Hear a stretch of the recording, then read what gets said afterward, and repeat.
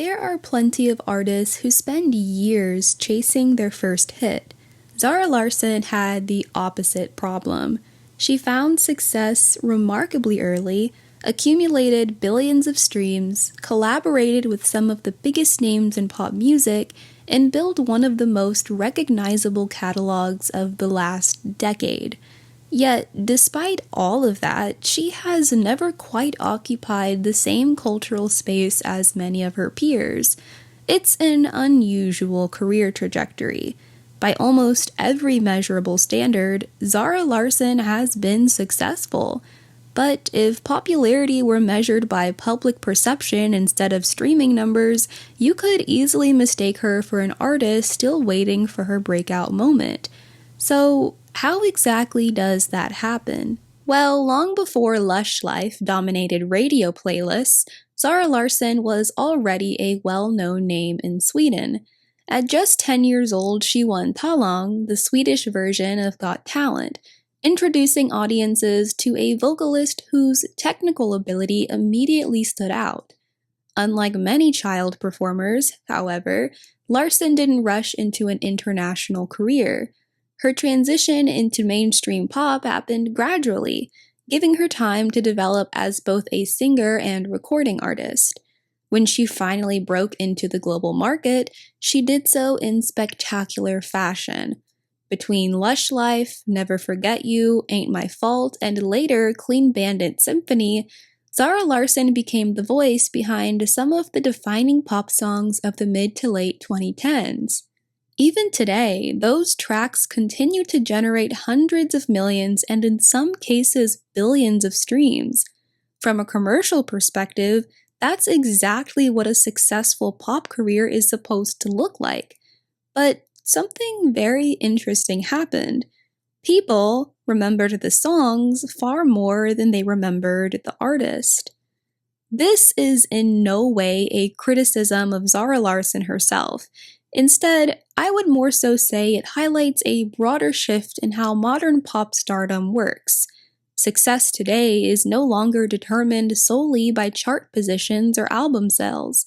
Artists are expected to maintain a constant public presence.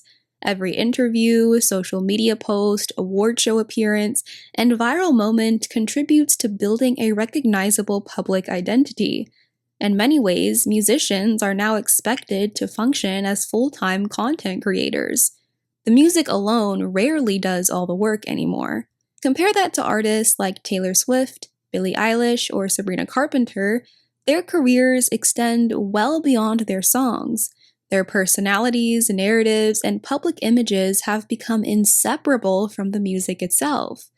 Zara Larsson, on the other hand, has generally remained defined by the music. Ironically, that may have actually made it harder for casual audiences to connect her name with the songs they already knew. Timing also played a major role here. Throughout much of her career, Larsson's release schedule often lacked the momentum needed to capitalize on her biggest singles. Strong songs would generate excitement, only for lengthy gaps between releases to slow that momentum.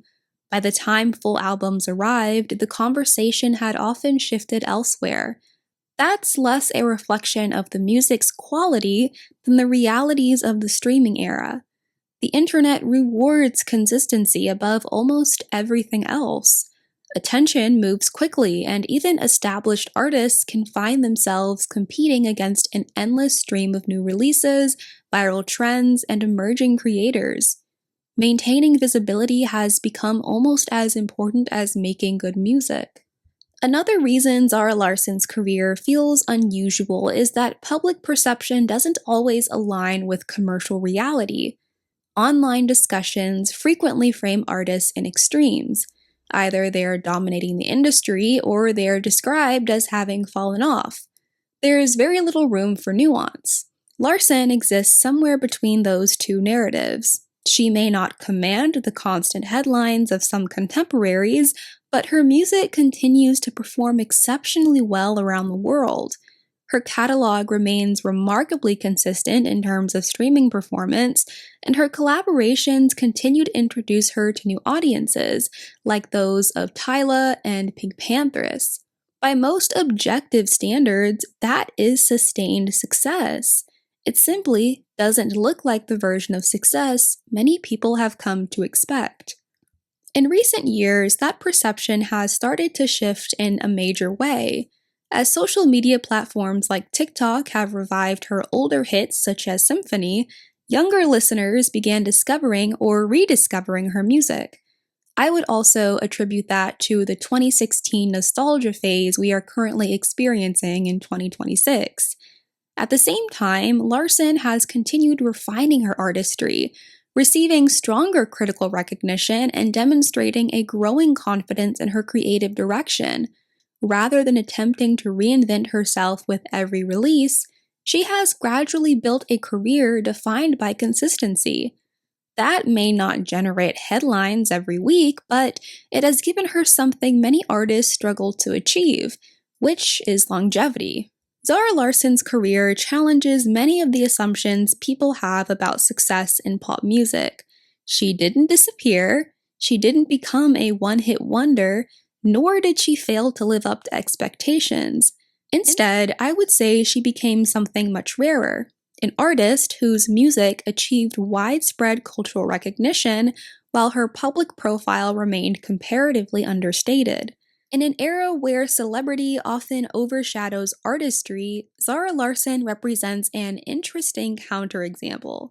Millions of people know her voice, but the fact that fewer people immediately recognize her name says less about her career than it does about the changing nature of pop stardom itself.